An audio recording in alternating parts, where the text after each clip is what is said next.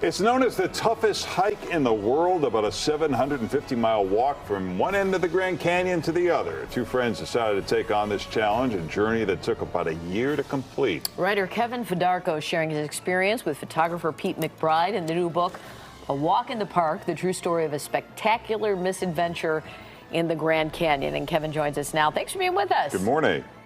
Thanks so much for having me. Good morning. So it makes, from what I was reading, it sounded like your friend who did this with you kind of said, oh, it won't be that big of a deal. It'll be pretty easy. You know, he kind of sold me a bill of goods, my good friend Pete McBride, National Geographic photographer and writer. He told me that we would strap on 55-pound packs and hike from one end of Grand Canyon National Park to the other, despite the fact that there's no trail. It turned out to be one of the most miserable, but also one of the most magical experiences both of us have ever had.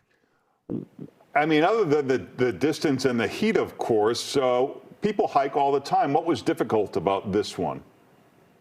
You know, a lot of it has to do with the fact that when you're traversing this national park, you're 2,500 feet above the river, you're 2,000 feet below the rims of the canyon, you don't have access to the Colorado River at the bottom, and so you move from one puddle of water to the next, dependent on these very, very thin sources of water, knowing that if you fail to find the next one, you'll die in about 48 to 72 hours. So that's one of the biggest challenges of moving through this vertical wilderness. And I mean, I didn't know it's one of the deadliest national parks.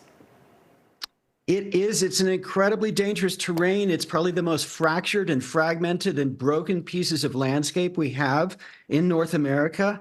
And people can unfortunately die in all kinds of different ways, falling from the cliffs, drowning in the rivers, having fatal encounters with animals, snakes, that sort of thing in the desert. So it's a very deadly place where there are consequences for your actions. Tell me if I have this right. You encountered pools of dead tarantulas. Is that accurate? What is that? You know, this was a slot canyon that we were moving through one afternoon. There had been a flash flood that had moved through, and everything that was inside this slot canyon was trapped and died, a number of reptiles as well as the tarantulas. Wow. Oh my God. So what was there one, this took you a year. Did you do it all continuously, or did you come back and forth? We did what's called a sectional hike. We broke the transect up into 8 separate back-to-back expeditions. Each lasted between a week and 3 weeks. And at the end, we would come out and rest and reprovision and go back in and kind of string those expeditions together like you would beads on a necklace. Okay, so what was the one time you thought, you know, we might actually die here? You know, unfortunately, there were several times that happened. Probably one of the worst was when Pete suffered from a heat-related condition called hyponatremia, which results from a deficiency of electrolytes. Very dangerous.